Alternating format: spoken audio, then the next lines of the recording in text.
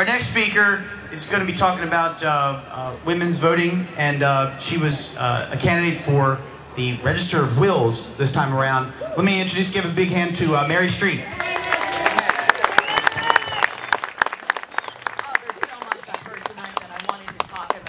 But I'm here talking about women. But first of all, Jim Rutledge, my write-in candidate for Attorney General. Yeah! Just in case you haven't voted yet, and you can do that electronically. Tony was right. Ellen was right. We have been asleep. Talk a little bit about women in voting. How many of you here are 35 years or younger? There's some of you there. My grandmother, not my great-grandmother, was 35 years old when she was first able to vote in a national election. I was named after her. Her name was America, and they called her Mary for short. So I think that that's a nice story that I let people say, why is your name spelled so funny? Because it's Mary for short. Women in this country were not allowed to vote in a national election until the 19th Amendment and the presidential election of 1920. There were a couple of exceptions. There was a woman in Massachusetts, after all the menfolk died, they let her vote in about 1756. And New Jersey was very, I hate to use the word progressive, in that it allowed women, and in fact it talked about he or she when it came to voting in the 1700s in New Jersey. And actually, they changed their law in New Jersey in 1790 to specifically say women, of course you had to have the 50 pounds of property, but women were allowed to vote.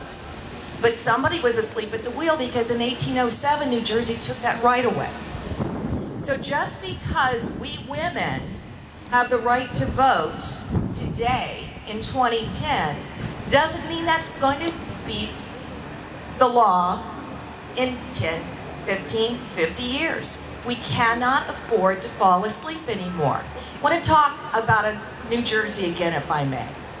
Last summer, in the summer of 2009, a family court judge ruled that a woman who had just divorced her abusive husband could not get a restraining order against him because, according to Sharia law, because her abusive husband was a Muslim, the husband had a right to abuse her.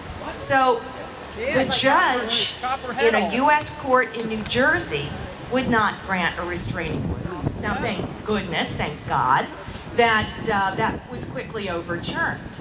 In Dearborn, Michigan, this summer, we had 3 people arrested for very calmly handing out the gospel in English and in Arabic outside of a Arabic or Arab festival, a Muslim festival. They were arrested in Dearborn, Michigan, and told that because it's a Muslim festival, you have to stay at least 5 blocks away. Freedom of speech being eroded. In Oklahoma, they are voting next month on a law that basically says you cannot use any international law, in Sharia law or any international law, in determining cases in U.S. courts. Awesome.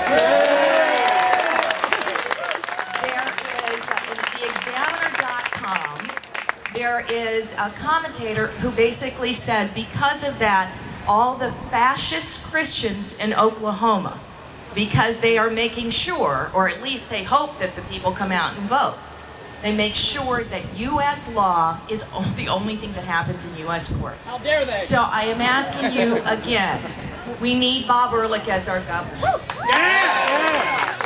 We need Cardarelli, we need Andy Harris, and we need conservatives, and thank you.